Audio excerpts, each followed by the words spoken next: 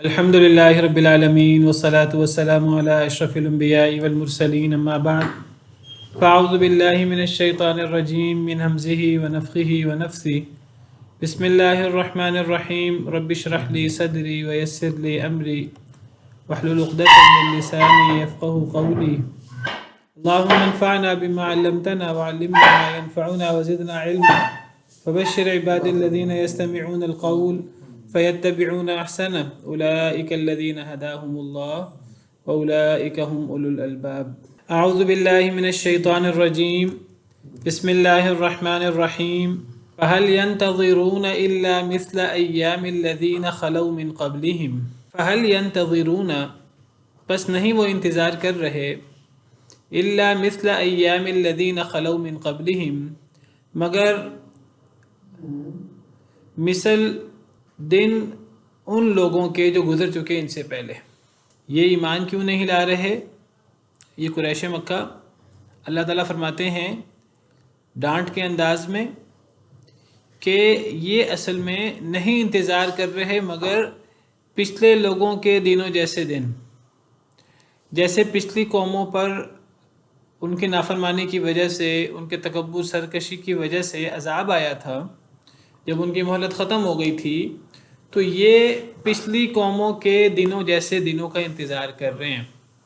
پچھلی قوموں کے دن یعنی پچھلی قوموں کے جو عذاب والے دن تھے، تو نہیں یہ انتظار کر رہے مگر وہ لوگ جو ان سے پہلے گزر چکے ان کے دنوں جیسے دنوں کا۔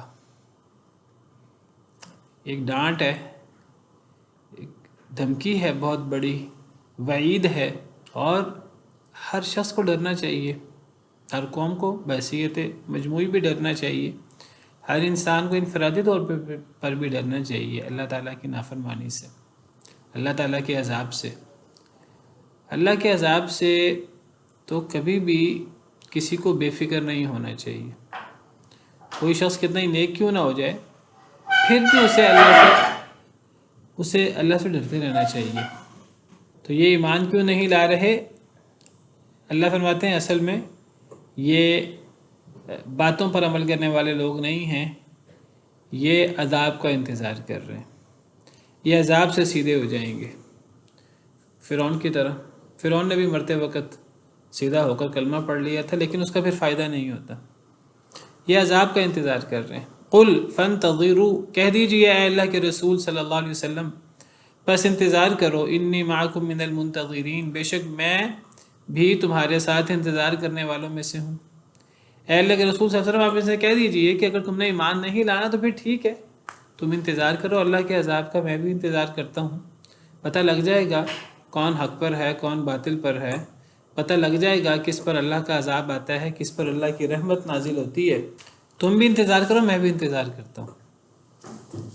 ثم ننجی رسولنا والذین آمنوا، پھر ہم نجات دیں گے اپنے رسولوں کو اور ان لوگوں کو جو ایمان لائے۔ کذالک حقا علینا ننجی المؤمنین، اسی طرح حق ہے ہمارے اوپر، لازمی ہے ہم پر، ننجی المؤمنین کہ ہم نجات دیں مومنین کو۔ اللہ فرماتے ہیں کہ اے اللہ کے رسول صلی اللہ علیہ وسلم ان سے کہہ دیجئے کہ تم نے نہیں ایمان لانا تو نہ ایمان لاؤ، ٹھیک ہے، پھر انتظار کرو اللہ کے عذاب کا، میں بھی انتظار کرتا ہوں، تم بھی انتظار کرو، پتہ لگ جائے گا کہ اللہ کا عذاب کس پر آتا ہے۔ اللہ فرماتے ہیں کہ ہم کیا کریں گے، ہم اپنے رسولوں کو نجات دیں گے اور ایمان والوں کو نجات دیں گے۔ ہم رسولوں کو نجات دیتے تھے اور ایمان والوں کو نجات دیتے تھے۔ کذالک حقا علینا ننجی المؤمنین، اسی طرح ہم پر حق ہے کہ ہم مومنین کو نجات دیں۔ پہلے بھی اللہ نے اپنے رسولوں کو نجات دی، ایمان والوں کو نجات دی، اپنے رسولوں کی اور ایمان والوں کی مدد کی۔ یہی چیز اللہ کہتے ہیں کہ ہم پر حق ہے، ہم پر لازمی ہے۔ اللہ پر کون کوئی چیز لازم کر سکتا ہے؟ اللہ پر تو کوئی چیز لازم نہیں کر سکتا، یہ پوری دنیا مل کر اللہ پر کوئی چیز لازم نہیں کر سکتی۔ اللہ تعالیٰ تو خالق کائنات ہیں، بادشاہوں کے بادشاہ ہیں۔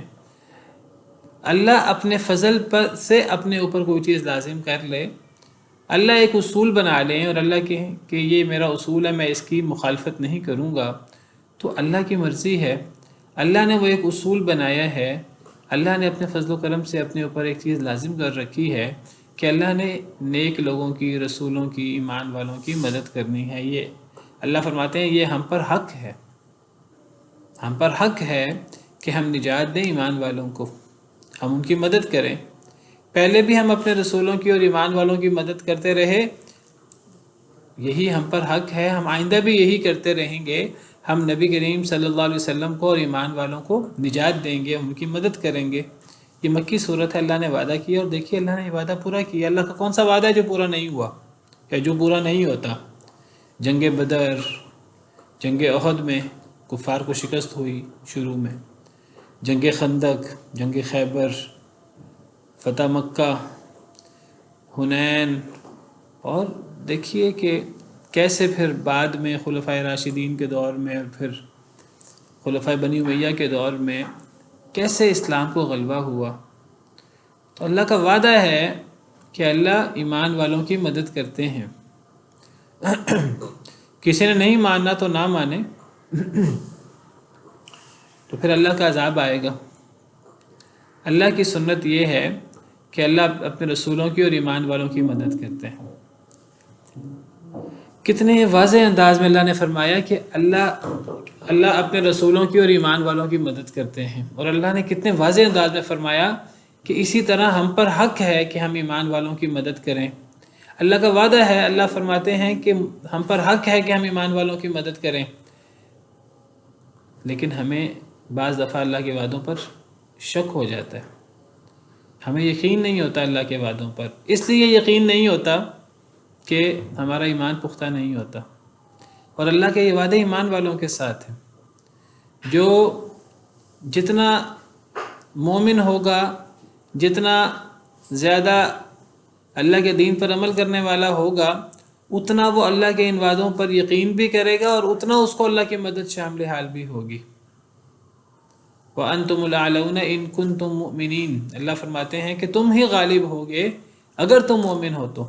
اگر ہم خود ہی ایمان والے نہ ہوں، ہم خود ہی اپنے دین پر عمل نہ کریں، ہم خود ہی قرآن کو چھوڑ دیں، نبی کریم صلی اللہ علیہ وسلم کے فرمان کو چھوڑ دیں، پھر ہم کس منہ سے اللہ سے یہ مطالبہ کریں کہ اے اللہ آپ اپنے وعدے پورے کریں؟ ہم نے تو خود قرآن و سنت کو چھوڑ دیا ہے، ہم نے تو خود زوال کو ہم نے اپنا لیا ہے کتاب و سنت کو چھوڑ کر۔ تو اللہ کے وعدے ہیں کہ اللہ ایمان والوں کی مدد کرتے ہیں، اللہ رسولوں کی مدد کرتے ہیں اور ایمان والوں کی مدد کرتے ہیں۔ کتب اللہ لاغلبن انا ورسلی، میں نے یہ بات لکھ دی ہے۔ کتبہ کا مطلب میں نے بات لکھ دی ہے، طے کر دی ہے، یہ پتھر پر لکیر ہے کہ میں اور میرے رسول غالب آئیں گے۔ سورہ مجادلہ میں اللہ فرماتے ہیں۔ ایک اور جگہ اللہ فرماتے ہیں اِنَّا لَنَنْصُرُ رُسُلَنَا وَالَّذِينَ آمَنُوا فِي الْحَيَاةِ الدُّنْيَا وَيَوْمَ يَقُومُ الْأَشْهَادُ، ہم اپنے رسولوں کی اور ایمان والوں کی البتہ ضرور مدد کرتے ہیں، اس دنیا کی زندگی میں بھی اور قیامت کے دن بھی۔ دنیا میں بھی اللہ اپنے رسولوں کی اور ایمان والوں کی مدد کرتے ہیں، اور آخرت میں بھی اللہ ان کی مدد کریں گے۔ اللہ فرماتے ہیں وَلَقَدْ كَتَبْنَا فِي الزَّبُورِ مِن بَعْدِ الذِّكْرِ أَنَّ الْأَرْضَ يَرِثُهَا عِبَادِيَ الصَّالِحُونَ، ہم نے زبور میں نصیحت کے بعد یہ بھی لکھ دیا کہ اس زمین کے وارث میرے نیک بندے ہوں گے۔ اللہ نے یہ زمین اپنے نیک بندوں کے لیے بنائی ہے، اور وہی اس زمین کے وارث بننے کے مستحق ہیں، اور اللہ ان کو اس زمین کا وارث بناتا ہے، اللہ ان کو خلافت عطا کرتا ہے، اللہ ان کو غلبہ دیتا ہے، لیکن شرط ہے کہ وہ ایمان اور توحید پر عمل پیرا ہوں، اللہ رسول کے احکامات پر عمل کریں، اللہ کے ساتھ کسی کو شریک نہ ٹھہرائیں، اور کتاب و سنت کو اپنا رہبر اور رہنما بنائیں۔ وعد اللہ الذین آمنوا منکم وعملوا الصالحات لیستخلفنہم فی الارض کما استخلف الذین من قبلہم، سورہ نور میں اللہ فرماتے ہیں اللہ نے تم میں سے ایمان والوں سے، نیک عمل کرنے والوں سے یہ وعدہ کیا ہے کہ اللہ انہیں ضرور زمین میں خلافت عطا کریں گے، جیسے اللہ نے ان سے پہلے لوگوں کو خلافت عطا کی تھی۔ وَلَيُمَكِّنَنَّ لَهُمْ دِينَهُمُ الَّذِي ارْتَضَىٰ لَهُمْ، اللہ ان کے اس دین کو مقام عطا کرے گا جو اللہ نے دین ان کے لیے پسند کیا ہے، یعنی دین اسلام۔ یہ اللہ کا وعدہ ہے کہ دین اسلام کو غلبہ حاصل ہوگا۔ وَلَيُبَدِّلَنَّهُم مِّن بَعْدِ خَوْفِهِمْ أَمْنًا، البتہ ضرور اللہ بدلے گا ان کے خوف کے بعد امن میں۔ شروع میں مسلمان خوف میں ہوتے تھے، تھوڑے ہوتے تھے، کافروں کی ظلم زیادتی کا خوف ہوتا تھا، قتل و غارت کا خوف ہوتا تھا۔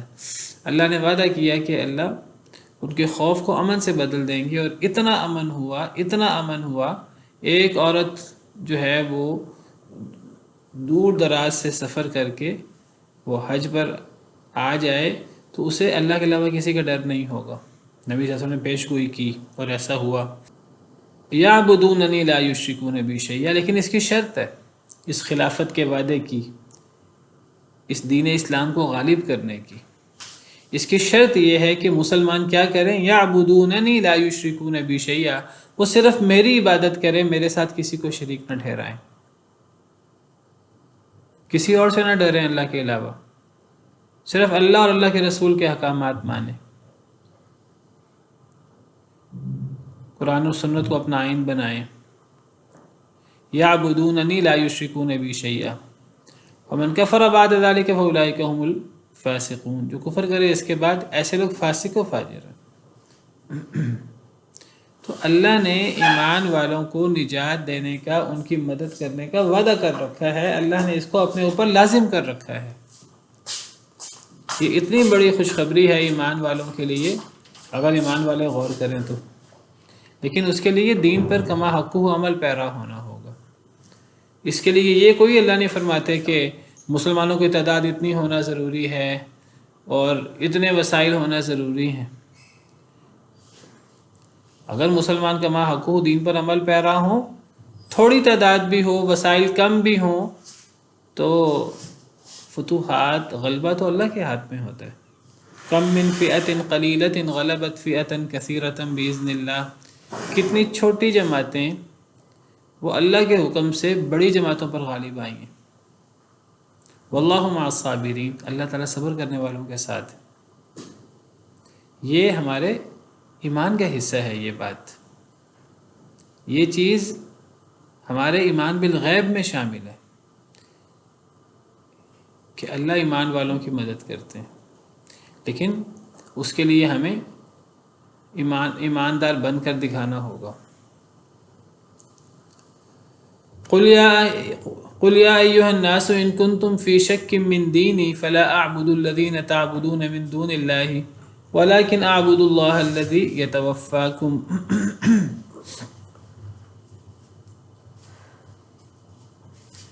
کہہ دیجئے اے اللہ کے رسول صلی اللہ علیہ وسلم، یا ایھا الناس، اے لوگو، ان کنتم فی شک من دینی، اگر تم ہو شک میں میرے دین کے بارے میں، فلا اعبد الذین تعبدون من دون اللہ، تو نہیں میں عبادت کرتا ان لوگوں کی جن کی تم عبادت کرتے ہو اللہ کے علاوہ، ولکن اعبد اللہ الذی یتوفاکم، لیکن میں عبادت کرتا ہوں اللہ کی، وہ جو تمہیں فوت کرتا ہے۔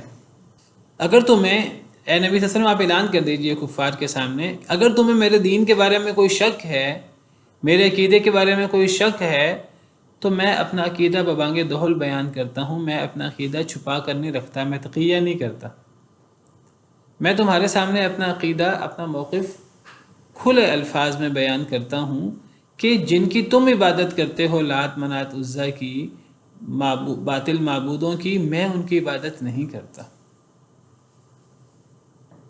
تم نے اللہ کو چھوڑ کر غیروں کے ساتھ جو تعلق بنایا ہے، میں ان سب سے بیزار ہوں، میں ان میں سے کسی کی عبادت نہیں کرتا۔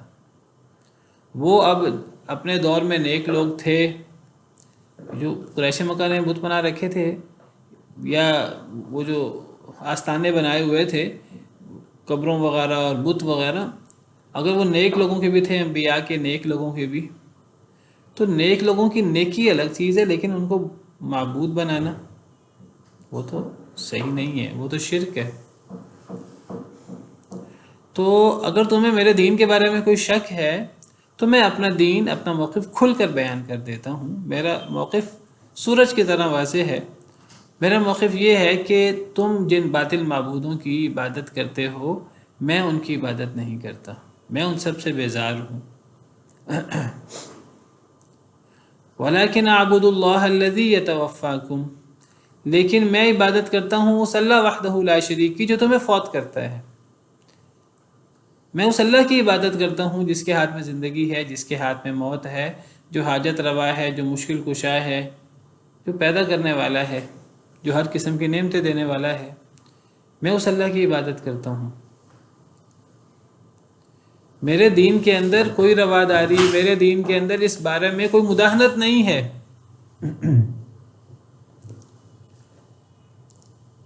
ہم لوگ بعض دفعہ ہم سمجھتے ہیں کہ ہمیں اپنے دین کو، اپنی دعوت کو نرمی کے ساتھ پیش کرنا چاہیے.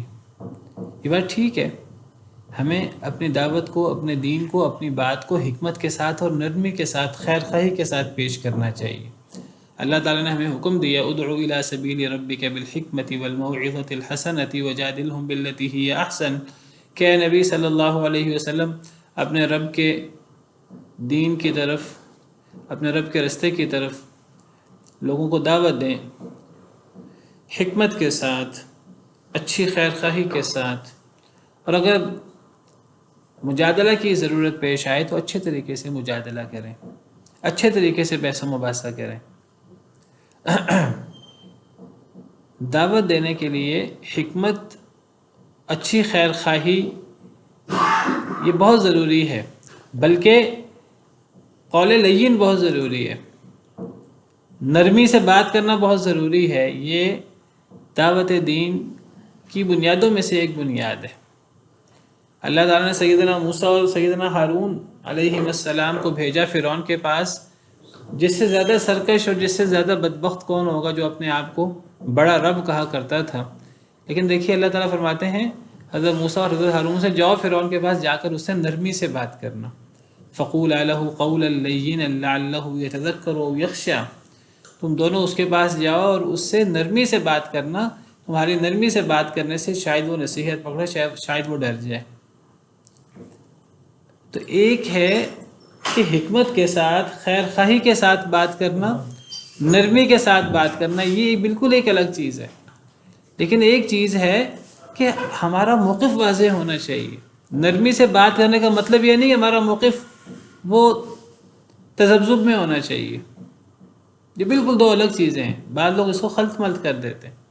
بعض لوگ نرمی سے بات کرنے کو، حکمت سے بات کرنے کو اور مداہنت، اس کو خلط ملط کر دیتے ہیں. یہ مداہنت ہے کہ ایک انسان کا موقف ہی واضح نہ ہو، ایک انسان اس کو بھی صحیح سمجھتا ہو، اس کو بھی صحیح سمجھتا ہو، دوسروں کو ساتھ ملانے کے لیے، دوسروں کو ساتھ ملانے کے. ہمارا دین چاہتا ہے کہ ہمارے ساتھ، اسلام چاہتا ہے کہ لوگ مسلمانوں کے ساتھ ملیں، آپس میں اٹھیں بیٹھیں اور گفت و شنید ہو، لیکن مداہنت نہیں چاہتا. اسلام کہتا ہے کہ نرمی کے ساتھ، حکمت کے ساتھ، خیر خواہی کے ساتھ لوگوں کو دعوت دو، اچھا اخلاق پیش کرو.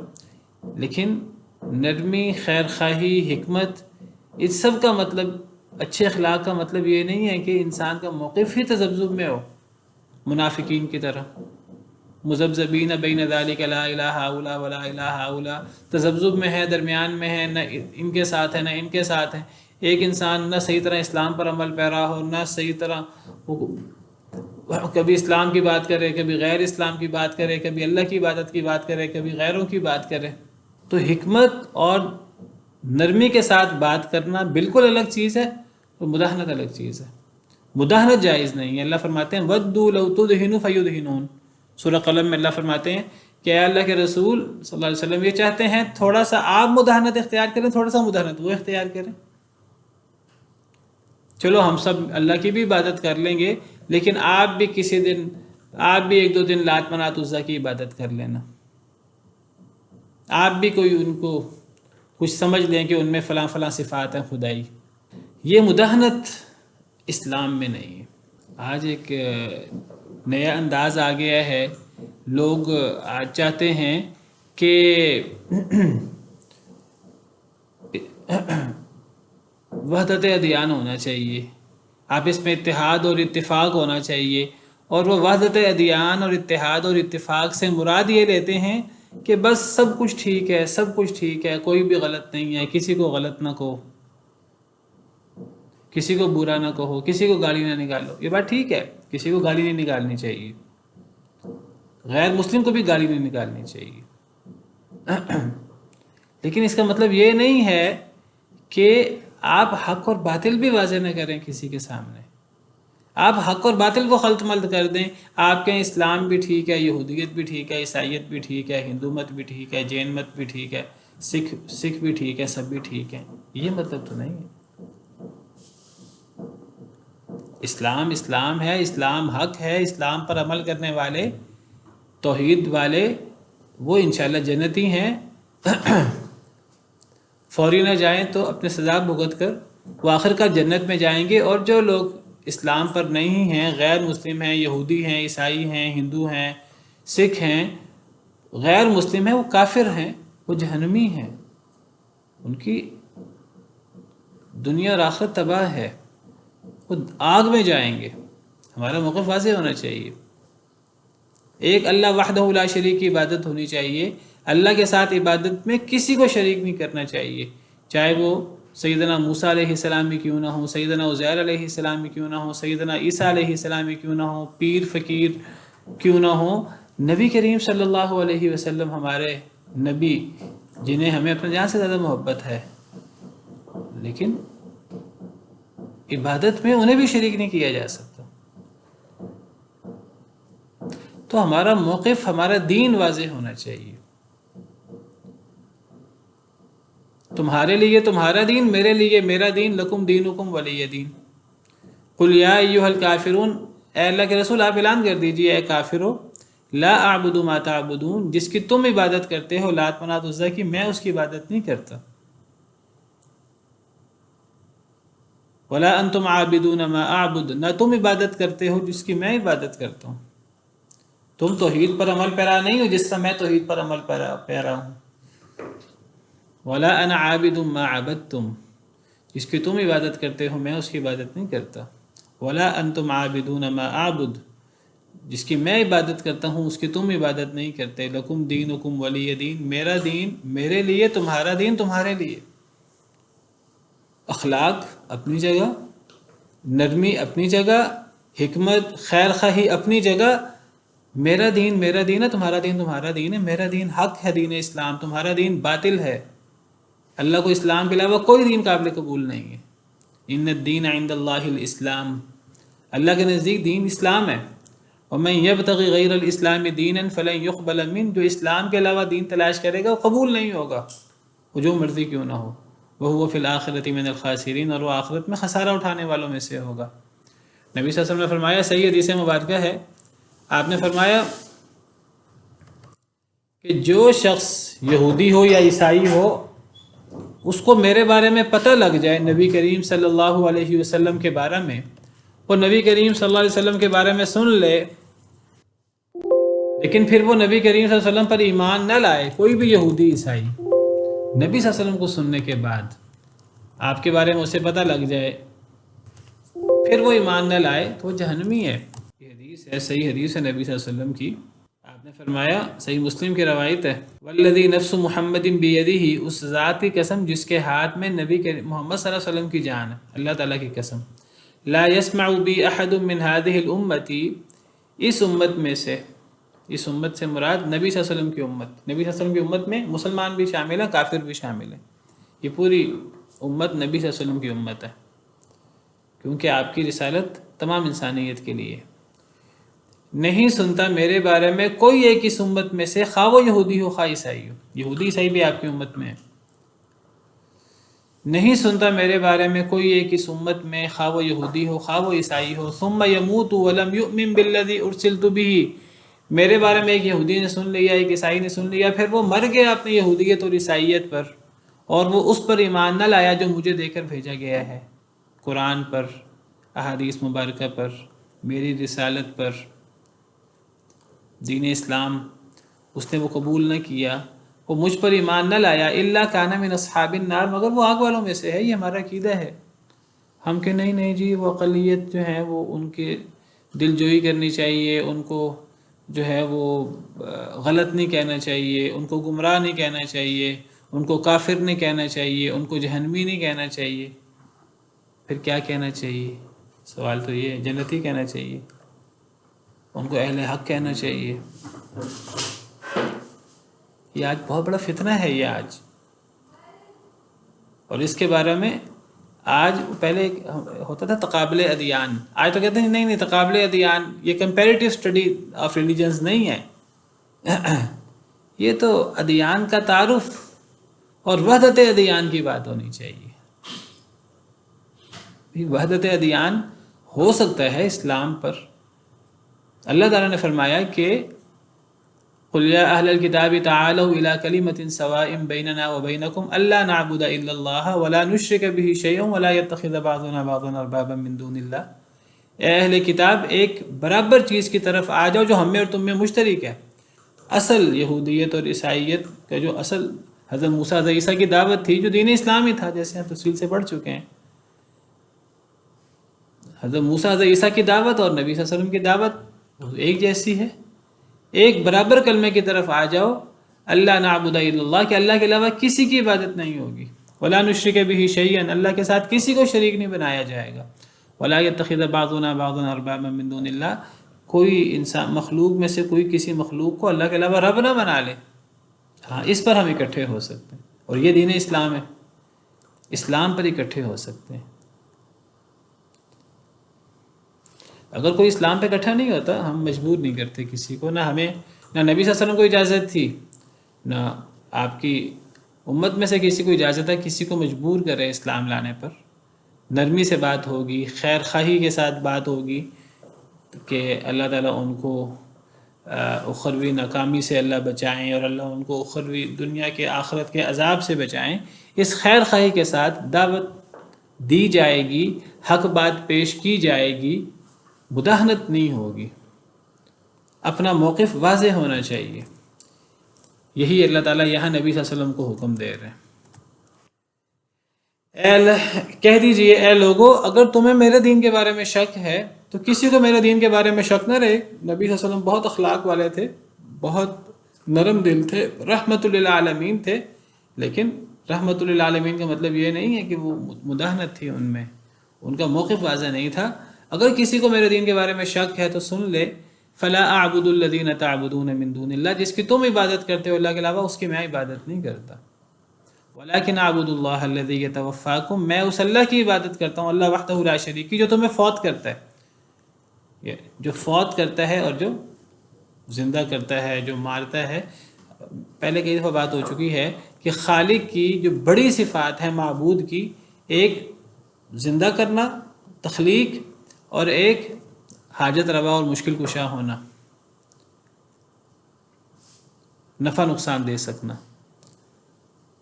جو خالق ہوگا وہ زندہ بھی کر سکے گا، وہ مار بھی سکے گا، وہ نقصان بھی دے سکے گا اپنے دشمنوں کو، اور اپنے دوستوں کو نفع بھی دے سکے گا۔ تو اس اللہ کی وحدہ لا شریک کی میں عبادت کرتا ہوں جو تمہیں فوت کرتا ہے، یعنی وہ اللہ بہت رحیم و کریم ہے۔ وہ اللہ ہمیں بھی فوت کرتا ہے، تمہیں بھی فوت کرتا ہے، اور فوت ہونے کے بعد یہ عارضی زندگی ختم ہو جائے گی، اصل زندگی شروع ہو جائے گی، جو اصل زندگی ہے، اصل وہاں حساب کتاب ہوگا۔ اگر تم مان لو تو بہت اچھی بات ہے، پیچھے ہم نے پڑھا تم انتظار کرو میں بھی انتظار کرتا ہوں۔ اگر تم دنیا میں مان لو تو بہت اچھی بات ہے، نہیں دنیا میں مانو گے تو اللہ فوت تو کرے گا، اور پھر اصل زندگی ہوگی، پھر اصل زندگی میں پھر بھگتنا ہوگا جو کچھ اس دنیا میں کیا ہے، بدلہ ہوگا اچھا یا برا آخرت میں۔ یتوفاکم، یتوفا کے بارے میں بات ہو چکی ہے، یہ واو فا اور یا سے ہے۔ واو فا اور یا، اس کا مطلب پورا کرنا ہوتا ہے، لفظی مطلب پورا کرنا، وفا، ایفائے عہد بھی اسی سے ہی ہوتا ہے، وعدہ پورا کرنا۔ اگر اس سے توفا آ جائے، توفا یا توفا، تو اس کا مطلب پورا لے لینا، فوت کر دینا۔ عام طور پر توفا یا توفا پورا لینے کے معنی میں، کسی کو فوت کرنے کے معنی میں استعمال ہوتا ہے یہ لفظ۔ اللہ یتوفی الانفس حین موتها، اللہ جانوں کو ان کی موت کے وقت فوت کر دیتے ہیں. اللہ یتوفی الانفس حین موتها، وہاں بھی یہی صیغہ ہے یتوفی. اللہ فوت کرتے ہیں جانوں کو جب ان کی موت کا وقت آ جاتا ہے. واللتی لم تمت فی منامہا، جن کا بھی موت کا وقت نہیں آتا اللہ ان کو ان کی نیند میں فوت کر دیتے ہیں، ان کی روح قبض کر لیتے ہیں. تو توفا یا توفا کا مطلب فوت کرنا ہوتا ہے، پورا لینا یعنی فوت کرنا. اور یہ قرآن کریم میں فوت کرنے کے علاوہ بھی یہ لفظ استعمال ہوتا ہے. ثم توفی کل نفس ما کسبت وہم لا یظلمون، قرآن کریم میں کئی جگہ پر آتا ہے.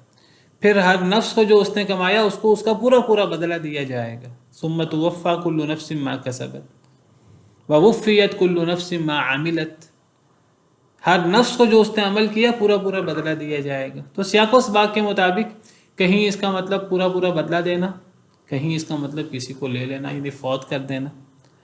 بعض جگہوں پر یہ فوت کرنے کے معنی میں ہوتا ہے، بعض جگہوں پر حضرت عیسیٰ علیہ السلام کے بارے میں یہ لفظ استعمال ہوا تو حضرت عیسیٰ کو جسم اور روح سمیت پورا اٹھانے کے معنی میں استعمال ہوا. وہاں لفظ توفا کے ساتھ رافع کا لفظ بھی ہے. اذ قال اللہ یا عیسیٰ انی متوفیک ورافعک الی، جب اللہ نے کہا اے عیسیٰ میں آپ کو پورا پورا لینے والا ہوں اور آپ کو اپنی طرف اٹھانے والا ہوں. متوفی کا میں شبہ ہو سکتا تھا کہ یہاں متوفی کا فوت کرنے کے معنی میں ہے، لیکن ورافعک الیہ سے معنی واضح ہو گیا کہ یہاں فوت کرنا مراد نہیں ہے، یہاں جسم اور روح سمیت آسمانوں پہ اٹھا لینا مراد ہے. جس طرح اللہ تعالیٰ نے قرآن کریم میں دوسری جگہ وضاحت کی وما قتلوہ یقینا بل رفعہ اللہ الیہ. یہود کا دعویٰ ہے ہم نے حضرت عیسیٰ کو شہید کر دیا، یہود کا دعویٰ صحیح نہیں ہے. اللہ فرماتے ہیں وہ یقینی طور پہ حضرت عیسیٰ کو شہید نہیں کر سکے، بل رفعہ اللہ الیہ، بلکہ اللہ نے انہیں اپنی طرف اٹھا لیا تھا. تو یتوفاکم، میں عبادت کرتا ہوں اس اللہ کی جو تمہیں فوت کرتا ہے.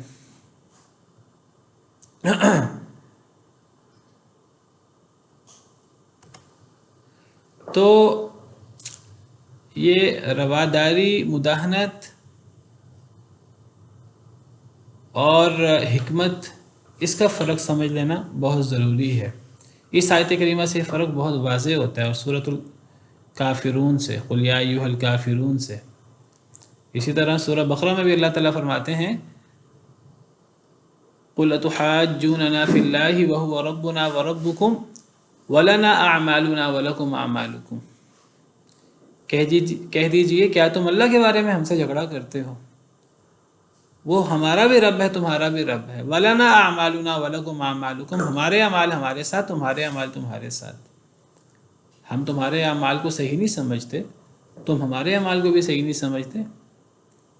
حضرت ابراہیم علیہ السلام نے تو اس چیز کو اتنا واضح کیا، حضرت ابراہیم اور ان کے ساتھیوں نے، مشرکین اور کفار کے بالمقابل. اللہ تعالیٰ نے حضرت ابراہیم اور ان کے ساتھیوں کی اس بات کو ہمارے لیے اسوہ حسنہ بنا دیا. سورہ ممتحنہ میں اللہ فرماتے ہیں قد کانت لکم اسوۃ حسنۃ فی ابراہیم، تمہارے لیے اسوہ حسنہ ہے ابراہیم میں، والذین معہ، ابراہیم علیہ السلام میں اور ان کے ساتھیوں میں.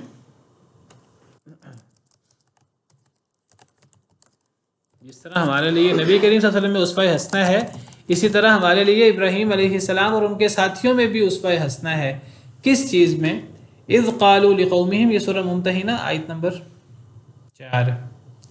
البتہ تحقیق ہے تمہارے لیے اسوہ حسنہ ابراہیم علیہ السلام میں اور ان کے ساتھیوں میں. کس بات میں اللہ؟ اذ قالوا لقومہم انا براء منکم ومما تعبدون من دون اللہ، اس بات میں کہ جب حضرت ابراہیم نے اور ان کے ساتھیوں نے اپنی قوم سے بانگ دہل کہہ دیا کہ ہم تم سے بھی بیزار ہیں اور جن کی تم اللہ کے علاوہ عبادت کرتے ہو ہم ان سے بھی بیزار ہیں. ہمارا تمہارا کوئی جوڑ نہیں ہے دین کے اعتبار سے، ہم تم سے اور تمہارے معبودوں سے بیزار ہیں. کفرنا بکم، ہم تمہارا انکار کرتے ہیں. وبدا بیننا وبینکم العداوۃ والبغضاء ابدا، ظاہر ہو گئی ہمارے درمیان اور تمہارے درمیان دشمنی اور بغض ہمیشہ کے لیے. حتیٰ تؤمنوا باللہ وحدہ، حتیٰ کہ تم اللہ وحدہ لا شریک پر ایمان لے آؤ. تم اللہ پر ایمان لے آؤ تو ہماری دوستی ہی دوستی ہے، تم اللہ پر ایمان نہیں لاتے ہماری دوستی نہیں ہو سکتی. ہمارے اور تمہارے درمیان عداوت اور بغض قیامت تک کے لیے ہے. ہاں اخلاق کا رویہ پیش کیا جائے گا، بات چیت میں نرمی سے بات ہوگی، دعوت حکمت کے ساتھ دی جائے گی، وہ الگ چیز ہے، لیکن الولا والبرا کا عقیدہ وہ ہمارا بنیادی عقیدہ ہے اسلام کا۔ وَأُمِرْتُ أَنْ أَكُونَ مِنَ الْمُؤْمِنِينَ، مجھے حکم دیا گیا ہے، محمد صلی اللہ علیہ وسلم کو حکم ہے کہ آپ اعلان کریں کہ مجھے حکم دیا گیا ہے ان اکون من المؤمنین، کہ میں ایمان والوں میں سے ہو جاؤں۔ وَأَنْ أَقِمْ وَجْهَكَ لِلدِّينِ حَنِيفًا، اور یہ کہ آپ قائم کریں اپنے چہرے کو دین کے لیے حنیفہ یک طرفہ ہو کر، اپنے چہرے کو دین کے لیے یعنی دین اسلام کے لیے یک طرفہ طور پہ قائم کر لیں، دین اسلام پر گامزن ہو جائیں۔ دین اسلام کتاب و سنت کا نام ہے، اسلام اللہ کے سامنے سر جھکانے کا نام ہے۔ ہمیں تو دین اسلام یہ سبق دیتا ہے۔ یہودیت، عیسائیت، دیگر مذاہب، ان کا اللہ رسول سے کوئی لینا دینا نہیں ہے، وہ اپنی مرضی پر عمل کرتے ہیں، نام اپنے نام دین کا لیتے ہیں یا اللہ کے انبیاء کا لیتے ہیں، غلط طور پہ لیتے ہیں۔ یہودی حضرت موسیٰ کا نام لیتے ہیں، حضرت موسیٰ کے پیروکار نہیں ہیں۔ عیسائی حضرت عیسیٰ کا نام لیتے ہیں، حضرت عیسیٰ کے پیروکار نہیں ہیں، ان کی تعلیمات پر نہیں ہیں۔ مشرکین مکہ حضرت ابراہیم علیہ السلام کا نام لیتے تھے، غلط نام لیتے تھے۔ اللہ فرماتے ہیں کہ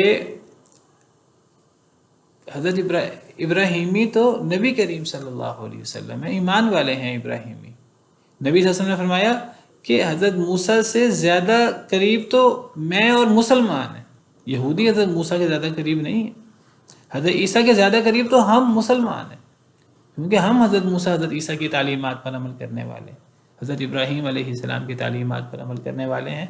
وہ لوگ تو دعویٰ کرتے ہیں بس۔ وَلَا تَكُونَنَّ مِنَ الْمُشْرِكِينَ، اور ہرگز نہ آپ ہو جائیں مشرکین میں سے۔ اسلام کی سب سے بڑی دشمنی شرک کے ساتھ، یہودی بھی شرک کرتے ہیں، عیسائی بھی شرک کرتے ہیں، مشرکین بھی شرک کرتے ہیں، ہندو بھی شرک کرتے ہیں، سارے لوگ شرک کرتے ہیں۔ تو اسلام اور شرک کیسے اکٹھے ہو سکتے ہیں جب اکٹھے نہیں ہو سکتے؟ آج ہم لوگوں نے اصل میں لا الہ الا اللہ محمد الرسول اللہ کا صحیح مفہوم سمجھا ہی نہیں ہے۔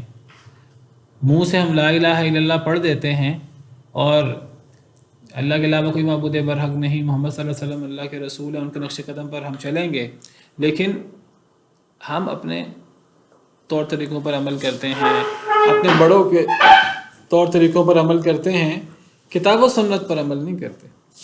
اللہ معاف کرے۔ لا الہ الا اللہ محمد رسول اللہ بھی پڑھتے ہیں اور ساتھ پیروں فقیروں کو بھی معبود بنایا ہوا ہے، ان کی بھی نظر و نیاز ہوتی ہے، ان کو بھی حاجت روا مشکل کشا سمجھا جاتا ہے۔ عجیب و غریب عقائد کچھ ہندوؤں سے مستعار لیے ہوئے ہیں، کچھ سکھوں سے مستعار لیے ہوئے ہیں، کوئی کسی سے کوئی کسی سے۔ شرک موجود ہے مسلمانوں کے اندر بہت زیادہ۔ ویسے لا الہ الا اللہ محمد رسول اللہ پڑھتے ہیں، لا الہ الا اللہ محمد رسول اللہ کو پتہ ہی نہیں۔ مسجدیں جو توحید کے لیے تھیں، اللہ کی عبادت کے لیے تھیں، وہاں سب سے زیادہ شرک ہوتا ہے۔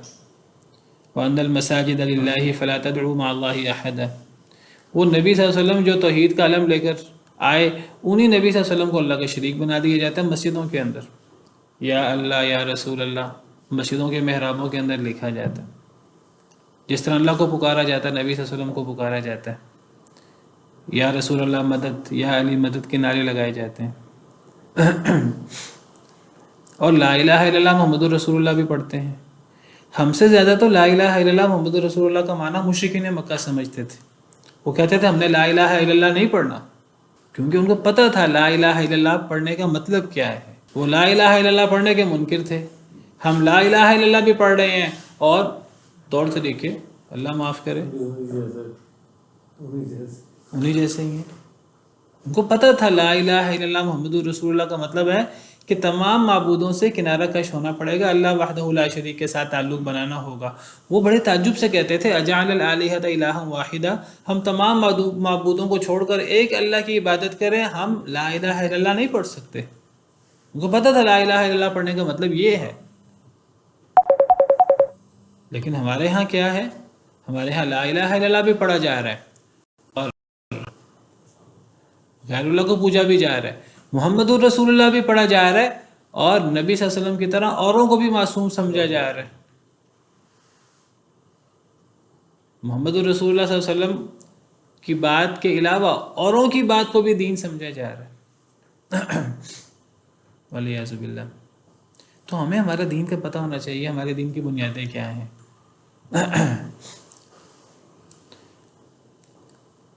اگر دین کی بنیادیں قائم ہوں تو کمیاں کوتاہیاں چلتی رہتی ہیں، انسان خطا کا پتلا ہے، اللہ تعالیٰ معاف بھی کرتے رہتے ہیں نمازوں کی وجہ سے، دیگر چیزوں کی وجہ سے، لیکن اگر دین کی بنیادوں میں ہی، اگر عقیدے میں ہی اگر گڑبڑ ہے، اگر توحید اور شرک کا مسئلہ ہے، اگر کتاب و سنت ہی ہمارے جو ہیں وہ کتاب و سنت پر ہی عمل نہیں ہو رہا، پھر پیچھے کیا رہ جاتا ہے؟ پھر پیچھے کچھ بھی نہیں رہ جاتا۔ تو نبی صلی اللہ علیہ وسلم کا رستہ اور نبی کریم صلی اللہ علیہ وسلم کا دین کیا ہے وہ یہاں سے واضح ہو رہا ہے۔ آپ سب سے پہلے آپ نے توحید کی دعوت دی، اور دین اسلام کا بنیادی جو بنیاد ہے وہ توحید ہے۔ وَأَنَّ هَذَا صِرَاطِي مُسْتَقِيمًا فَاتَّبِعُوهُ، یہ میرا رستہ سیدھا ہے، اس سیدھے رستے کی پیروی کرو، کتاب و سنت کا رستہ۔ وَلَا تَتَّبِعُوا السُّبُلَ فَتَفَرَّقَ بِكُمْ عَنْ سَبِيلِهِ، بہت سارے رستوں کی پیروی نہ کرو، وہ تمہیں اللہ کے ایک سیدھے رستے سے تمہیں وہ ہٹا کر لے جائیں گے۔ ذَلِكُمْ وَصَّاكُمْ بِهِ لَعَلَّكُمْ تَتَّقُونَ، اللہ تمہیں نصیحت کرتے ہیں تاکہ تم پرہیزگار بن جاؤ۔ قُلْ هَذِهِ سَبِيلِي أَدْعُو إِلَى اللَّهِ، کہہ دیجئے یہ میرا رستہ ہے، یہ کتاب و سنت کا رستہ، میں اللہ کی طرف دعوت دیتا ہوں، بصیرت کے ساتھ میں بھی اور جو میری پیروی بھی کرے۔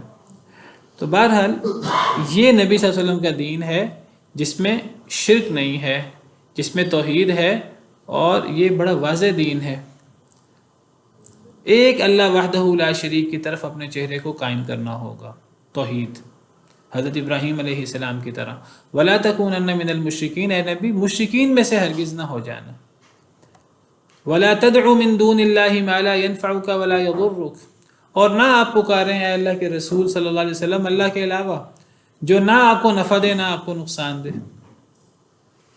دین اسلام کی بنیادوں میں یہ بات شامل ہے کہ اللہ کے علاوہ کسی کو پکارنا جائز نہیں ہے، جو نفع بھی نہیں دیتا، جو نقصان بھی نہیں دیتا، کیونکہ جیسے میں نے ذکر کیا معبود کی دو بڑی شرائط میں پہلی شرط خالق ہونا ہے، زندہ کرنا مارنا خالق ہونا، اور دوسری شرط نفع نقصان کا مالک ہونا۔ اللہ کے علاوہ کوئی نفع نقصان کا مالک ہے ہی نہیں، تو اللہ کو چھوڑ کر اللہ کے علاوہ کسی کو نہ پکاریں جو نہ نفع دے سکے نہ نقصان دے سکے۔ کس کو حکم ہے؟ نبی صلی اللہ علیہ وسلم کو، نبی صلی اللہ علیہ وسلم کو خطاب ہے۔ نبی صلی اللہ علیہ وسلم تو کبھی کسی کو نہیں پکارتے تھے جو نہ نفع دے سکے نہ نقصان دے سکے۔ خطاب آپ کو ہے، مراد ہم ہیں، آپ کی امت مراد ہے، امت اس حکم پر عمل کرے، لیکن خطاب نبی کو ہے۔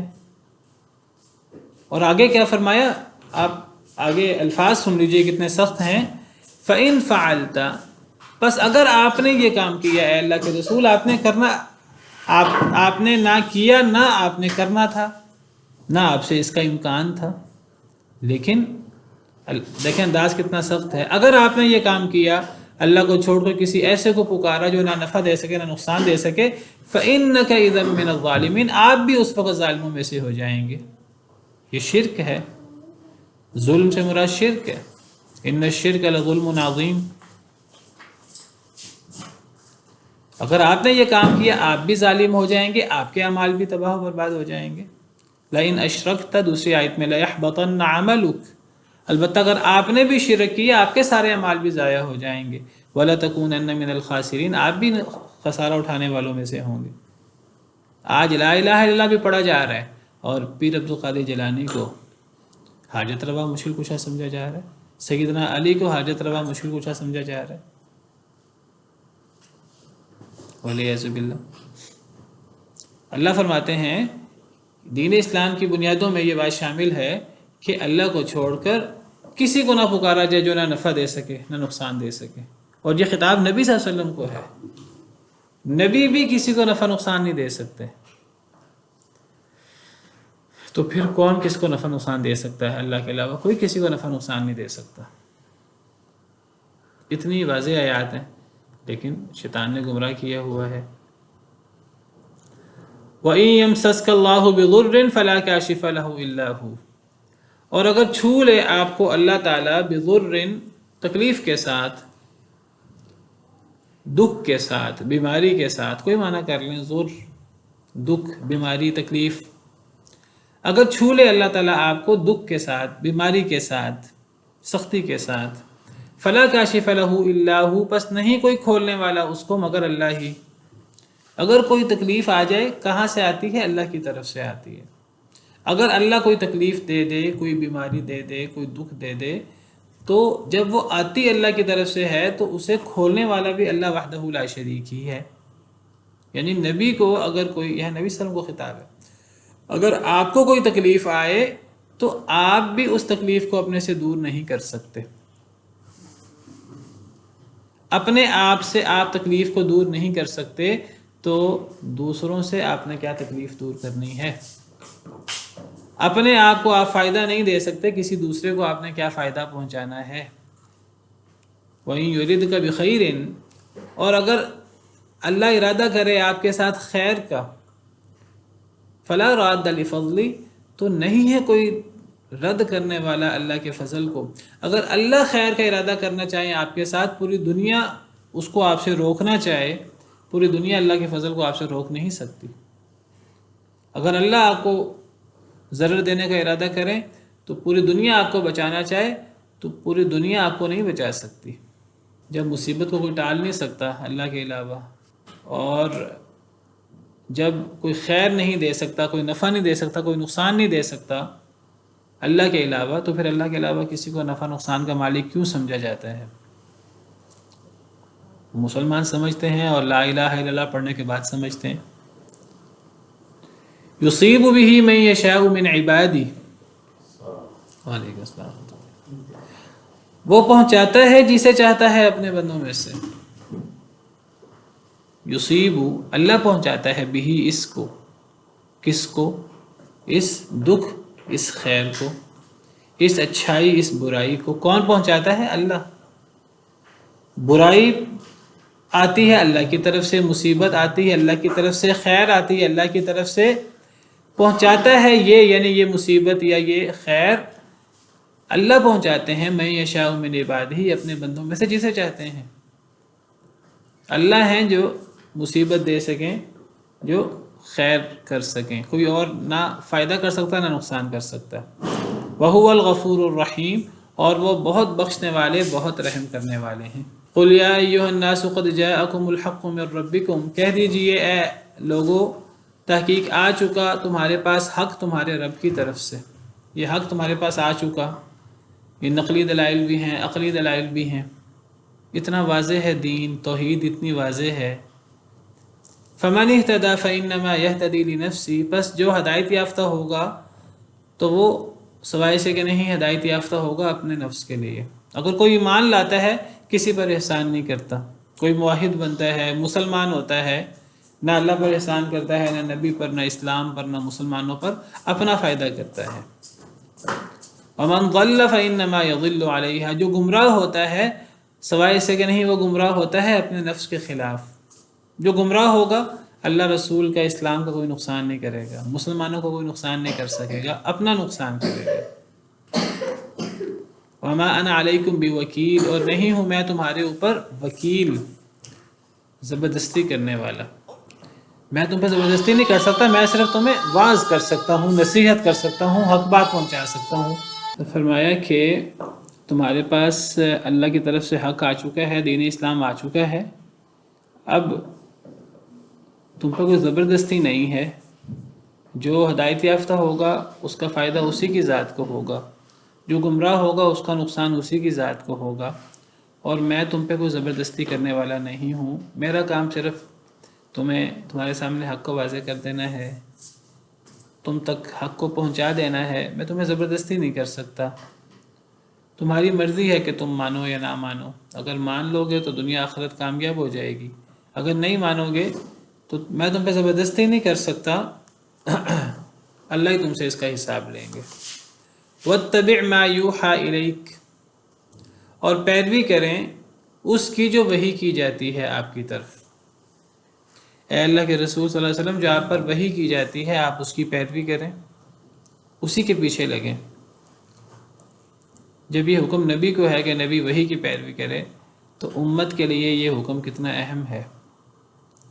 اگر نبی وحی کا پابند ہے، نبی نے وحی کی پیروی کرنی ہے، تو امت نے پھر کس کی پیروی کرنی ہے؟ پھر امت جو ہے وہ وحی کو چھوڑ کر پھر کس کی پیروی کرے؟ امت کی کامیابی بھی وحی کی پیروی میں ہی ہے، کتاب و سنت کی، کیونکہ نبی بھی اس کا پابند ہے، اور پیروی کریں اس کی جو وحی کی جاتی ہے آپ کی طرف۔ وصبر، اور صبر کرے، حتیٰ یحکم اللہ، حتیٰ کہ اللہ کا فیصلہ آ جائے۔ یعنی آپ لوگوں کو دعوت دیں، اگر لوگ نہیں مانتے، لوگ آگے سے ظلم زیادتی کرتے ہیں، باتیں بناتے ہیں، تو صبر کریں حتیٰ کہ اللہ کا فیصلہ آ جائے، عذاب کی صورت میں، قیامت کی صورت میں۔ پھر دودھ کا دودھ پانی کا پانی ہو جائے گا، پھر اللہ سارا حساب لے لیں گے۔ جس نے کوئی ظلم زیادتی کی ہوگی، جس نے حق قبول کرنے سے انکار کیا ہوگا، آپ صبر کریں حتیٰ کہ اللہ کا فیصلہ آ جائے۔ وَهُوَ خَيْرُ الْحَاكِمِينَ، وہ سب سے بہتر فیصلہ کرنے والوں میں سے، اللہ کا فیصلہ سب سے بہتر ہے۔